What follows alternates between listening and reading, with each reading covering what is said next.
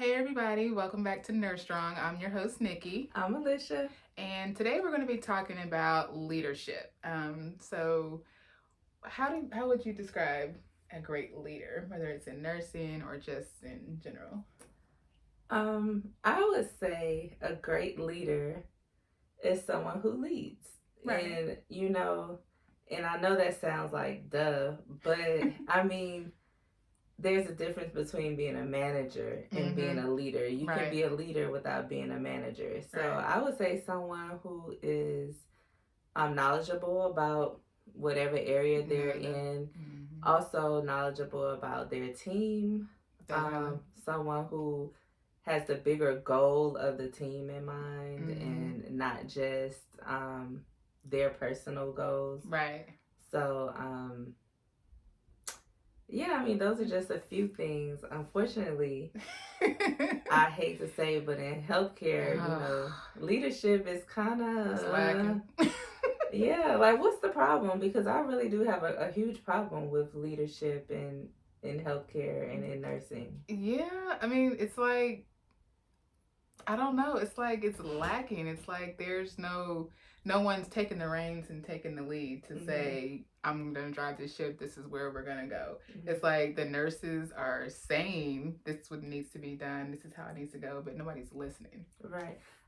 In my opinion, I feel like okay, so I have a master's degree in leadership. Right. And so I remember when I went back to school, an older nurse told me that basically I was like basically being lazy. Like I wanted to get off the floor, so I wanted to go into leadership. Wow. And I Wow. think that's a lot of people's perspective. Like you tired of being on the floor, so let me get a leadership position. Where I can just but they're not necessarily leaders. They're right. managers. That's not what I wanted to do. Makes sense. But they're managers. So what I learned with my leadership degree was a manager protects the bottom line. So if your hospital corporation is like, you need to get this amount of work done with this understaffed amount of people, then that's what you're doing is protecting your budget and your bottom line.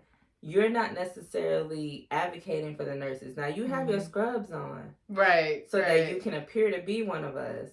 But your main objective is to protect that bottom line. And I think that's what a manager does. And a leader is someone who is going to motivate others to change and to do better. Right. So like I said, you can be a leader without being a manager. I feel like we have a lot of managers but not in nursing, but not enough leaders. Right. Do you think in like the office setting, like for healthcare, that the manager should be someone with a healthcare background? Duh. Yes. I don't even understand how you can manage that proves how much all that's important is the bottom line. True. How can you be a leader of healthcare people and you have no clue about healthcare? I mean, you don't even know what we're talking about. This is true. I'm sorry. No, that's a hot spot for me.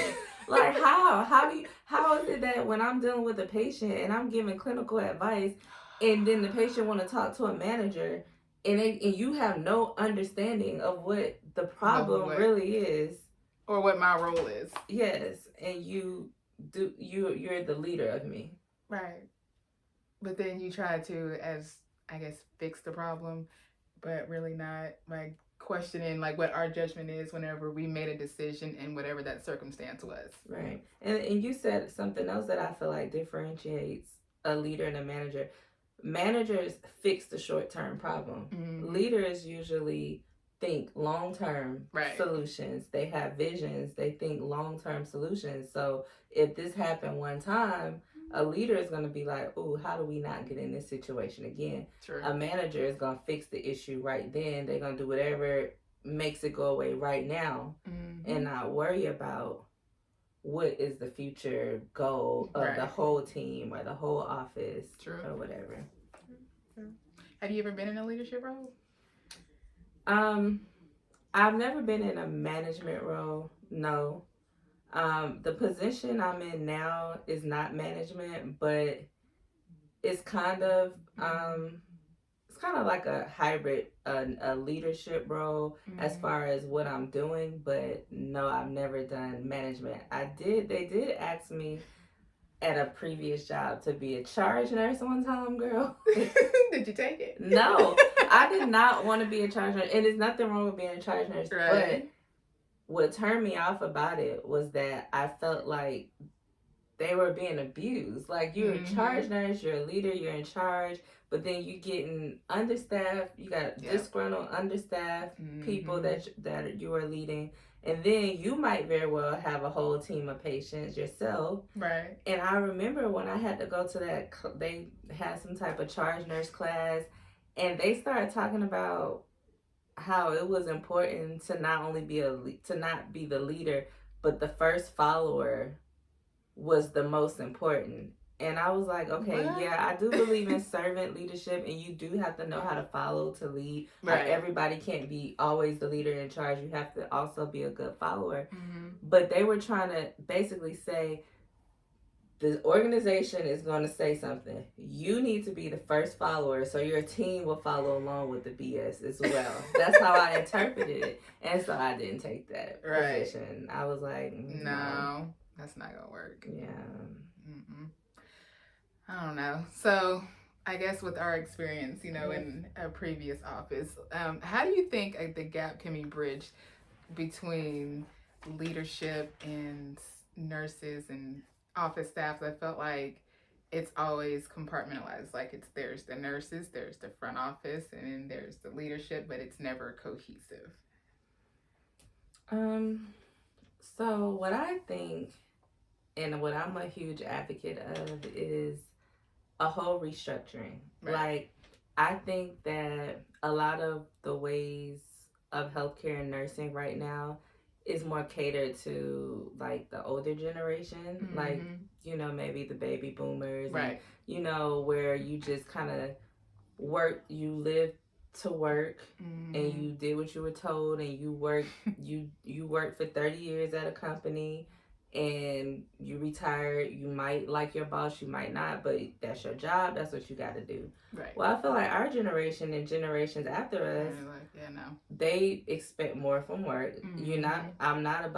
I personally don't live to work.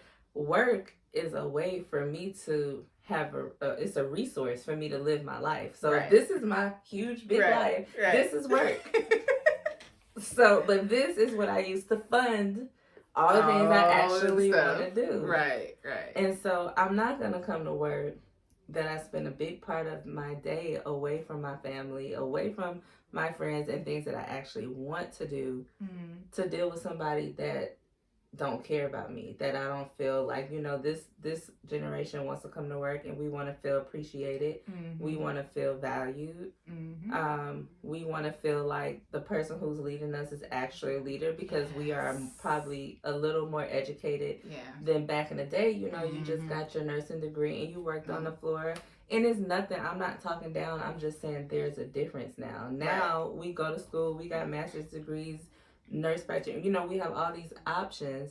So you're not about to talk to me in kind of way. You're not going to tell me something that I know to not be right. And not speak up and say that that's not right. So I do think that there needs to be a whole restructuring. And I think that nursing leadership or management should not be the destination of when you get tired of being a nurse. Right. I think if someone has leadership qualities, they should be encouraged and trained and formed to be a great leader, where they will encourage other people to do better and to be better people.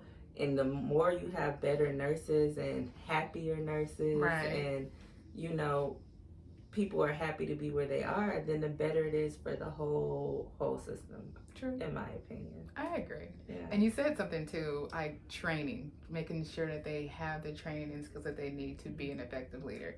So if you recognize that that leader is lacking in whatever area, then give them the tools to, improve their skills, instead of just, either trying to get rid of them or not helping them or just going around them, because I noticed, at some offices that wasn't the case. Like nobody was given the tools that they needed to do their job or role as a leader effectively. Right. Or if they tried, then they didn't have the backing of other leadership to make the necessary changes that need to be made. Right. So have you had any good leaders? In the past, yeah. Honestly, yeah. Like there was one, she was a nurse manager. She was great. And she made sure, she was a great communicator. She was one of the ones who made sure she knew everybody's role so she could jump in and help out wherever she was needed. Like one day she'd be at work, in her regular, work clothes.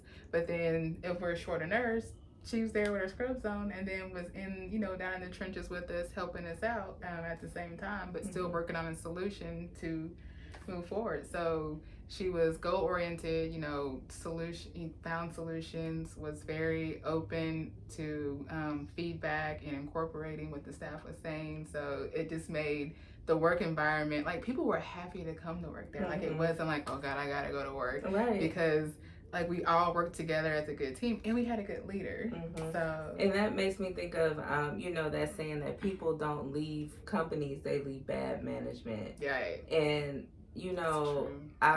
that's sad to say, but I would say that I believe that wholeheartedly, because if you like coming to work and you know that you're not by yourself, it makes your day a lot better.